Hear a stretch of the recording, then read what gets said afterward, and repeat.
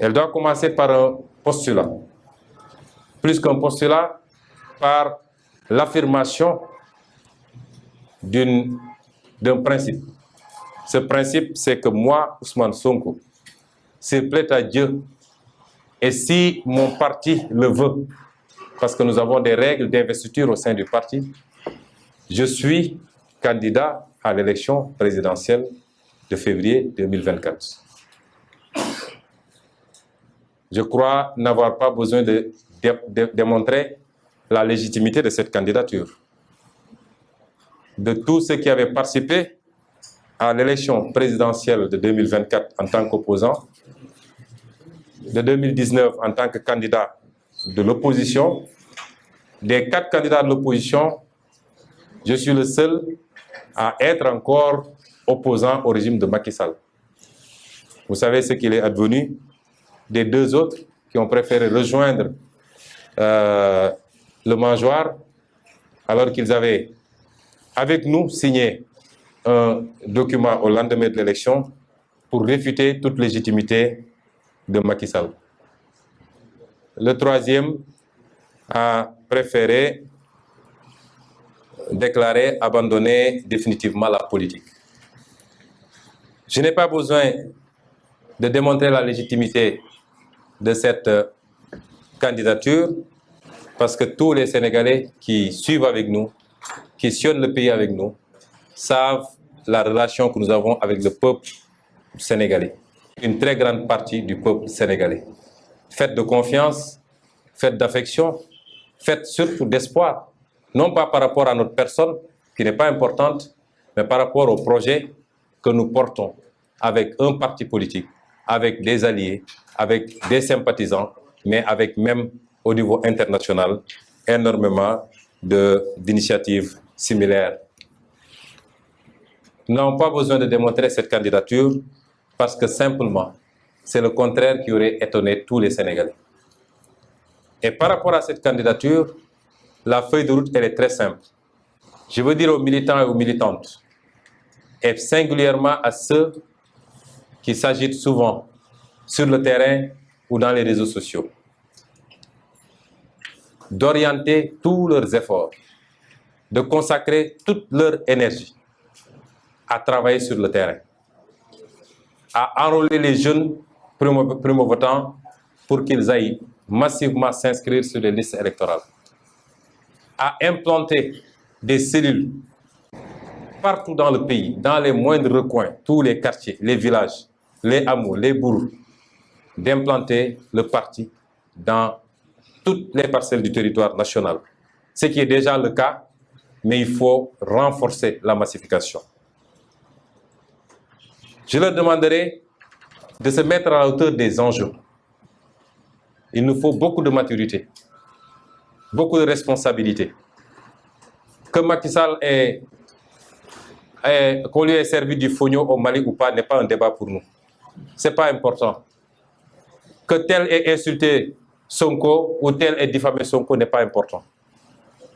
Restons focus sur le projet et sur les étapes à franchir pour pouvoir appliquer ce projet et montrer aux Sénégalais qu'on peut gérer autrement et avoir des résultats.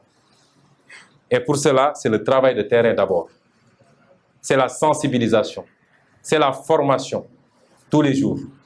Et c'est cela qu'on attend des militants et des militantes de ce parti. C'est renforcer l'appareil électoral, la machine électorale. Nous donner tous les moyens d'être présents un peu partout.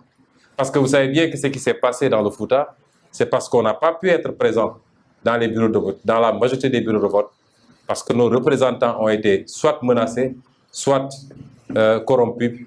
Et quand il n'y a pas de représentants de l'opposition, bonjour les dégâts.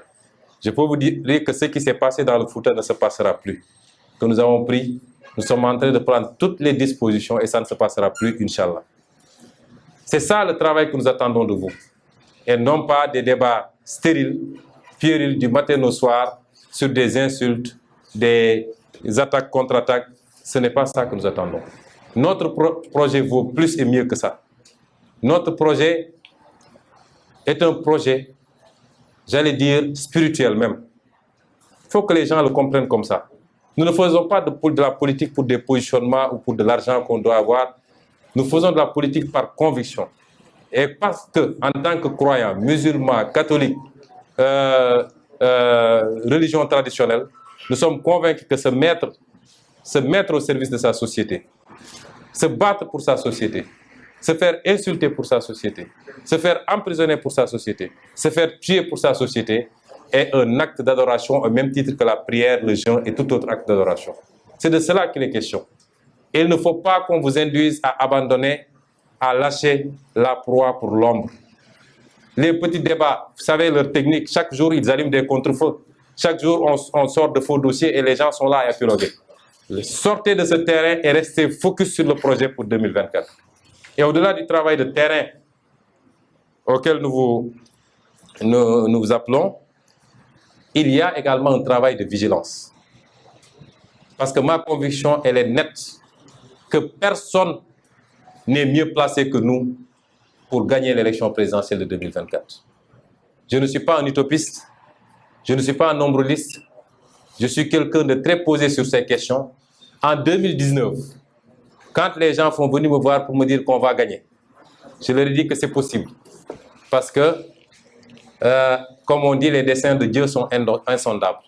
Mais si je m'en fie simplement aux aspects factuels et pratiques, je crois qu'il nous faut nous fixer comme objectif de bien figurer, de marquer notre terrain, de montrer que nous sommes une force sur laquelle il faut compter, plus que de penser qu'on va gagner cette élection.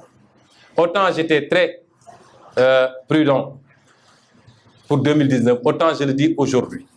Et je le dis avec toute l'objectivité du monde, il n'y a personne de mieux placé que nous pour gagner l'élection présidentielle de 2024, s'il plaît à Dieu.